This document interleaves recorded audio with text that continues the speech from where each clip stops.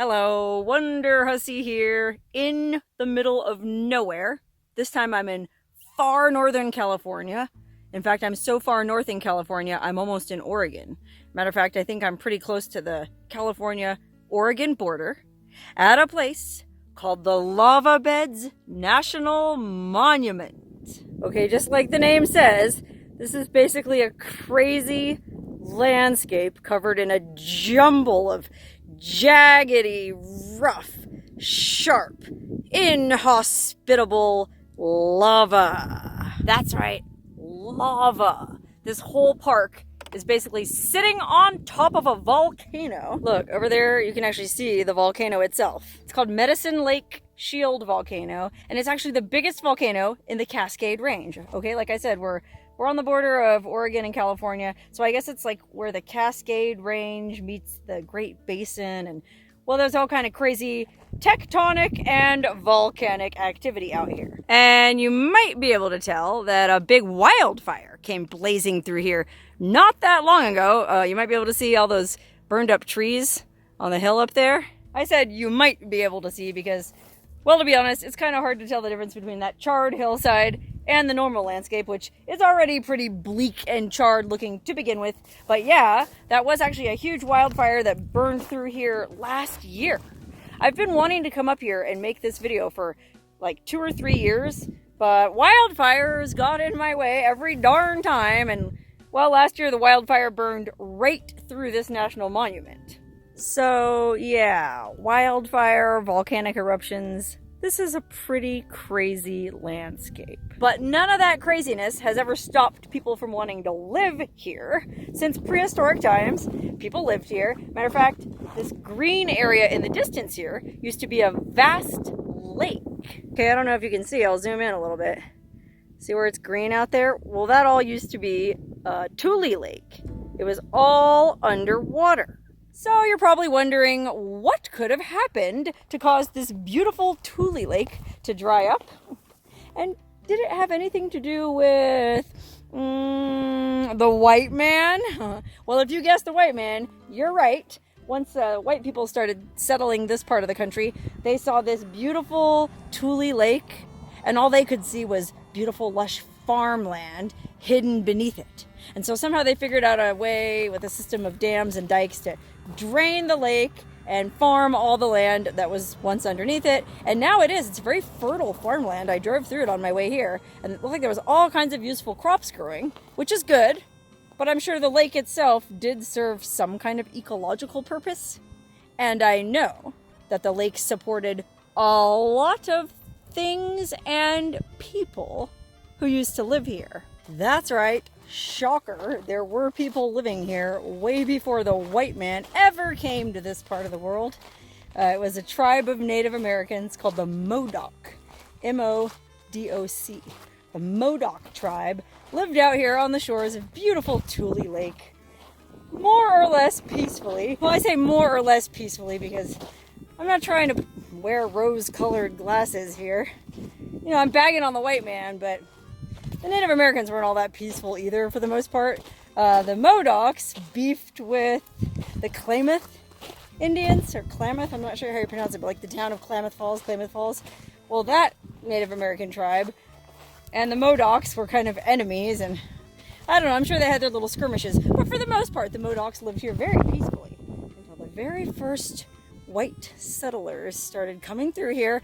I think John C. Fremont and Kit Carson came through in like the 1830s, and well, they had an unpleasant interaction, and then the first pioneers heading for Oregon and California started coming through in the late 1840s, 1850s, and that's when things really heated up. Unfortunately, the white man, like I said, saw that beautiful lake, but all they could see was the fertile farmland beneath the lake, and well, that valley just wasn't big enough for them and the Modocs. And to be fair, the Modocs did give the white settlers some cause for concern. I guess they used to raid the homesteads and wagons and steal things, and well, it was kind of payback in a way. Like I said, John C. Fremont and Kit Carson, when they passed through, there was some kind of misunderstanding, and they ended up basically destroying a whole Indian village that wasn't even responsible for killing one of their men, but whatever, there was bad blood between the whites and the Native Americans, and so the Modocs were messing with the settlers, and well, before long, by now it was like the 1860s, 1870s, the West was already pretty much settled by then. This was after the Treaty of Hidalgo, California. Everything was all part of the United States now. Manifest destiny was complete. All of this was the United States, but there was still this pesky problem of what to do with the Indians, as they called them. Now we call them Native Americans. But, you know, what to do? You know, they drove the Cherokee out on the Trail of Tears. They drove this tribe out, that tribe out, you know, General Custer's last stand. Well, the Modocs were one of the last standing Native American tribes, and they really didn't want to leave their homeland. And who can blame them? It's absolutely beautiful here. So, well, unfortunately, things got kind of violent. Okay, I'm at a place called Captain Jack's Stronghold, and this is the place I've been trying to come for the last 3 years. Not just Lava Beds National Monument in general, Captain Jack's Stronghold in particular, because, well, it's got a great name and it's got a fascinating history, because this jaggedy outcropping of lava is where a very tenacious band of Modoc Native Americans fought off the U.S. Army in a couple of the bloodiest battles of the so-called Indian Wars. That's right, this peaceful lava outcropping, sort of lava mixed with sagebrush and grasslands. So peaceful, so beautiful in the early summer weather. Well, this peaceful site saw some really gnarly battles. Okay, I guess what happened was, when all these issues started popping up between the settlers and the Native Americans, and all the other tribes back east had kind of already been put down, it was just these pesky Modocs. So the white man, the U.S. government, the federal government, had an Indian reservation up here in Oregon, near Klamath Falls, today's Klamath Falls. It was called the Klamath Reservation. And they persuaded the Modoc tribe to move up to this Klamath Reservation, along with 2 other tribes, the Klamath Native Americans and, oh gosh, I can't remember the other one, but there's 3 different tribes that didn't necessarily all get along with each other, that were all just sort of lumped in together on this reservation in Oregon. And, well, you can probably guess how things worked out. The Klamath and the Modocs were enemies from generations. They'd always been skirmishing. And, well, on the reservation, things weren't any different. The Modocs were way outnumbered by the Klamath, and the Klamath, I guess, weren't very nice to the Modocs. They were constantly stealing their lumber. And I mean, that was the deal with these reservations. I guess the government would give the Native Americans food, medicine, and blankets until they were established. So I guess that's what they were doing. They were trying to establish themselves by building houses or dwellings, and the Klamath kept stealing the lumber from the Modocs. And, well, eventually, there was a young warrior in the Modoc tribe whose name was Kintpuash. I had to look it up because it's kind of a weird, or for my tongue, a strange name. Kintpuash, Kintpuash. Kintpuash. For some reason, the white man called him Captain Jack, probably because it's easier for us to pronounce. Anyway, this young warrior Kintpuash, who I guess had already kind of become a chief. I don't know, he wasn't the chief. There was an older chief who was kind of more like, oh, let's just stay on the reservation. No. Kintpuash brought about 200 of the Modocs back down to their ancestral homelands here near Tule Lake, because by gum, they were going to go live on this Klamath reservation with Indians that hated them and were stealing their lumber. No, they weren't just going to let some white usurpers come in and kick them off their lands. They were going to move right back down here where they came from, and that's what they did. And they, I think, unfortunately, kind of resumed stealing from the settlers, so that didn't go down very well.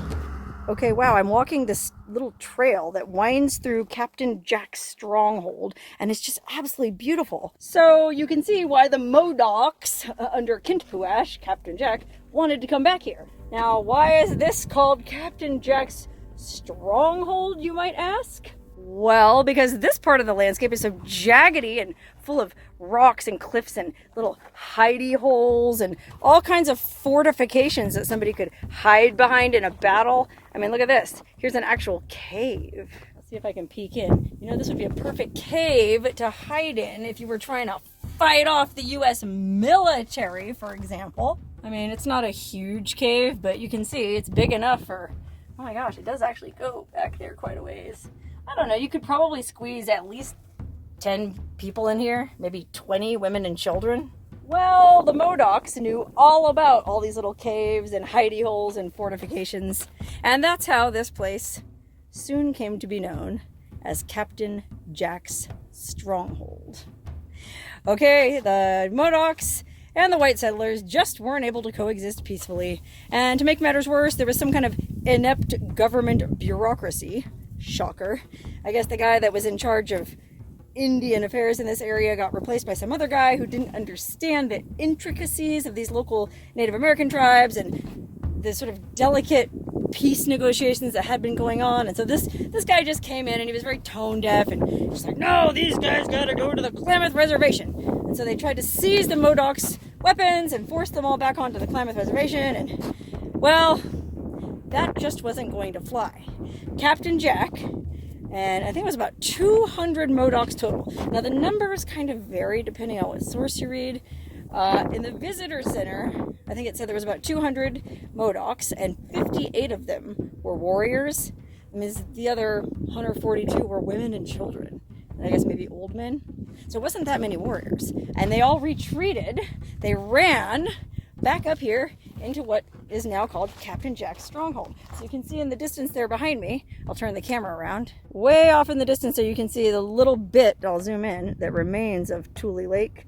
Well, that whole basin used to be a lake, and that's where the Modocs, you know, peacefully lived, fishing and hunting.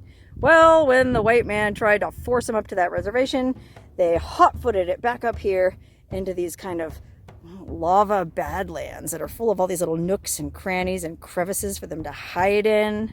And this is really rough terrain for the U.S. cavalry to be riding horses through. So it's basically the perfect place to hide out. And they did. Like I said, 50-ish warriors and 150-ish women and children hid out in these caves for, gosh, I think it went on for almost 6 months, the fighting. And there were two main battles, the first battle of the Stronghold and then the second battle of the Stronghold. And in both of those battles, the United States government had, gosh, I think in the first one they had 400 troops.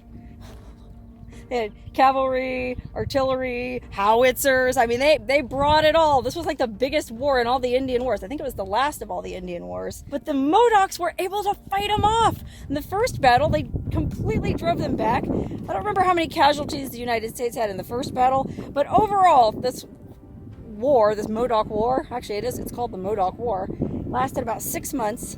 And the United States, I think, had 73 casualties and we're going to look at a sign in a bit that'll say exactly how many, but I think it had like 73 casualties and 40-something injuries. The Modocs, I think they only lost 17 people in all of this. And that was out of a fighting force of only 50. I mean, you can see up here, this is one of the little lava formations that they would have hidden in. And it's just absolutely perfect place. You know, you can peek out the top like a sniper's nest. Meanwhile, the whole U.S. cavalry, I think the infantry, the cavalry, and the artillery, and they had all the modern weapons of that period, and even all of that, they weren't able to beat off these Modocs, at least not in the first battle. I think there was actually 5 battles total. It kind of dragged on through 1873. That was the year all this happened. And, well, unfortunately, in the second battle of the Stronghold, they did, I guess they cut off the water supply. The U.S. figured out a way to cut off the path they had to get water out of the lake. So, you know, you can't survive very long without water. So all the women and children that were hiding in these caves up here, well, everybody had to disperse and run separate ways to try to get back and get water and hide out. And, well, eventually the government did capture Captain Jack. And, oh gosh, I think he had 5 other warriors with him. Oh gosh, I just read all this. You think I'd remember? Anyway, they ended up trying him as a war criminal because it was the Modoc War. This wasn't that long ago, 1873, 150 years ago. It was the last of all the Indian wars, the most expensive of all the Indian wars. All told, I think the United States government spent $400,000 when if they would have just bought the land that the Modocs wanted for their reservation in the first place, well, that would have only cost $20,000. According to what I read. So, the irony is all those lives were lost and all that money was spent. If they would have just gave the dang Indians what they wanted in the first place, well, they could have spared themselves all that headache. Oh, wow, looks like there's some kind of totem pole up ahead. Definitely going to go check that out. Anyway, I don't mean to make the Modocs seem blameless in all of this. I mean, yeah, they were here first before the white man, but I mean, realistically, I'm sure there was some other tribe here before the Modocs got here, and so they probably kicked somebody else out when they got here. Maybe not. Maybe the Modocs were the one peaceful tribe in all of human history that never kicked another tribe out, but I don't know. It kind of just seems like that's the way of man. One tribe is always kicking out another tribe. So the Modocs were not blameless, and even in this war, well, I was going to say they were kind of dishonorable, but I don't know. They say all's fair in love and war, and the white man had done some pretty crummy things to the Modocs, so why should they be honorable? I mean, after the first battle, I guess the U.S. government tried to broker a peace deal, and so they set up a peace tent. We'll go over in a minute. There's where the federal government set up their camp here. Oh gosh, I already forgot the name of it. We're going to go over there in a minute. Anyway, there was a camp where all the troops were stationed while they were fighting this battle, only a few miles from here, and they had a tent set up somewhere between that camp and here, kind of like in no man's land, called the Peace Tent. And so they had these sort of peace negotiations going on, this peace commission. And, well, one time the Modocs, I guess they were all going to meet up and do some kind of peace negotiation, but the Modocs secretly were planning an ambush. And there was this woman, this really cool Native American woman named Winnema. Well, that was her Native American name. Her white name was Toby. She was married to a white guy, and they seemed like pretty cool people. He spoke her language and she learned English, and they kind of lived between the two worlds, and she served as an interpreter. She would go back and forth between the Modocs hidden here in the Stronghold and the government camp over there, the army camp. Well, she caught wind of the fact that the Modocs were planning an ambush at this one peace meeting, and so she warned all the federal government people, no, don't go, they're gonna kill you. But well, this one reverend, this religious guy, poor guy, insisted on going. And then, of course, the General Canby, well, he couldn't be a puss, he had to go. So the general and the reverend showed up at the peace tent for this meeting, and once you know it, the Modocs did ambush them and killed both of them. Okay, we're coming up to this, well, I thought it was a totem pole, but I'm not sure what it is. Some kind of memorial. Oh, I wonder if Modoc Native Americans built this to Captain Jack. I mean, I suppose it could just be stuff left by any kind of visitors, not necessarily Modocs, but I know there are still a lot of Modoc Native Americans in this area. Matter of fact, after all of this was said and done, you know, they hanged Captain Jack and I think 3 of the other warriors. They were tried and found guilty of war crimes and they were hanged. And then 2 of the other warriors, I think, got life in prison. And then the whole rest of the band was sent to reservations. They were actually all sent to the Indian Territory. Back then, before Oklahoma was a state, it was kind of like the dustbin where they would sweep all the Native Americans. I don't mean to laugh because it's really not funny, it's terrible. So the Modocs, who are from southern Oregon, northern California, ended up in Oklahoma, and shockingly, a lot of them are still there to this day. I mean, some of them did end up going back to their ancestral lands, but I think there's still a lot of Modocs in Oklahoma to this day. Anyway, I don't know who left all this stuff here, but the reason I thought it might be Native Americans is not because of that beer, okay? Don't be racist. It's because, look, this little moccasin. Here, a little baby moccasin. And I don't know, something about the vibe just reminded me of Native Americans, so could just be white folk, could be anybody, but I think it's actually kind of cool. There's just t-shirts and hats and beads and shoes and, oh, there's coins, money, there's a little skull, there's some kind of broken pottery, and yeah, there's this flattened Modelo Gelada can. But that has to do with Captain Jack. Well, maybe he enjoyed a good drink. Oh, look. Somebody left a little pistol. I guess it's like an air pistol. And a lighter. Oh, just all the things Captain Jack would want in the afterlife, I guess. But I wonder why this thing is placed right here. Like, was this site where Captain Jack was actually captured, I wonder? By the way, while we're walking back to the beginning of this trail, the Modoc tribe are very, I guess, striking looking people. I mean, if you look up photos of Captain Jack and Winnema was his cousin, I think. The woman that was the interpreter between the whites and the Modocs. They're very strikingly handsome people, like big, strong jaws and like very determined expressions. I don't know, to me, I've found them to be a very handsome people. And then you see the photo of General Canby, and he kind of looks like... But he had superior firepower and superior manpower, and well, we all know what happened. Okay, I got this little guide booklet at the trailhead, and it's interesting because, well, where that totem pole looking thing was at number 12, but number 12 doesn't say anything about a totem pole or a flag. It just says it's the trail junction where these two trails meet. But I did notice back at number 6, there was something called a medicine flag. Okay, it says here that after the Modocs were chased out of the Stronghold, this artist from the Illustrated London News hiked up into the area to, I guess, sketch out, what it looked like. I guess this must have been international news. I mean, it was a big battle.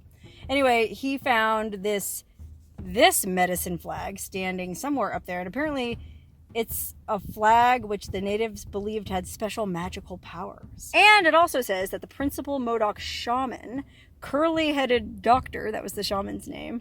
I mean, that's what the white man called him. I don't know if that's what his name was in Modoc. Anyway, curly-headed doctor also braided a rope made out of tules, dyed it red, and placed it around the defensive positions. The Modocs believed that the soldiers could not pass the rope and that the medicine flag would render the soldiers' bullets harmless. Throughout that first battle, when none of the Modocs were injured, the charms seemed to support those claims, but the second battle, a Modoc was killed when he picked up a mortar ball that exploded in his face. Oh my god, they figured out the hard way that this medicine flag didn't really work. Well, maybe that's what that was up there. That was just sort of like a modern day medicine flag.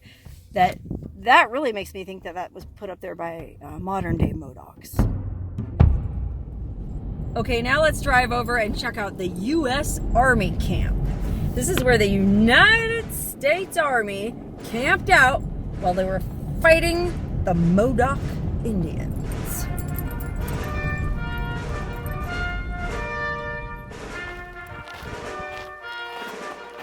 Okay, this is where the U.S. Army camped out when they were fighting the Modoc War against Captain Jack and his men. It's basically just this is all that's left of it, this kind of lava rock wall. And I don't know, I guess this is the original wall, it doesn't say, but they probably had tents and stuff set up in it. But there's a really interesting sign here, look at this. This is kind of interesting because it lists all of the casualties from the Modoc War. It's kind of like the Vietnam Wall in Washington, D.C. Only instead of 1973, all these dates are 1873. So basically it lists everyone who died in this war, all the civilians, all the soldiers, a lot of soldiers, and all the Modocs. Not that many Modocs. 73 U.S. casualties, I think, and then only 17 Modocs, which is crazy when you think of the superior firepower the U.S. Army had. So we got fine, upstanding young lads like Robert Alexander, William Body, William Brotherton, Richard Cravigan, William Cravigan, all brothers, going all the way down. And then the Modocs have names like Big Ike, Black Jim, Boston Charlie, Captain Jack, Curly-Headed Jack, Ellen's Man George, Greasy Boots, Little John, Mooch, Old Tails, One-Eyed Watchman, Pony, John Shaunchin, and Frank Shacknasty. Oh, and Jack Teehee. Okay, and some of those are marked as prisoner of war. And then obviously people like Captain Jack weren't killed in battle. They were hanged after the battle. So, yeah, I'm pretty sure only 17 Well, that number 17, let me see. 1, 2, 3, 4, 5, 6, 7, 8, 9, 10. Yeah, that 17 includes the Modocs that were hanged after the fact. So in battle, gosh, they only lost something like 13 warriors. I mean, that's still a lot of people to lose, but again, compared with this giant U.S. army, it's wild. I mean, this is a fascinating place. This is a fascinating story. I'd never heard anything about this before I came up here. And I have to thank some of my viewers for sort of prodding me to come up here and make this video. In particular, Johnny. Johnny emailed me, gosh, a couple of years ago telling me I should come up here and make a video. And, well, like I said, it took a while to get up here, but neither forest fire, nor phones dropped in hot springs, nor malfunctioning microphones will keep me from coming to fascinating historical monuments like this.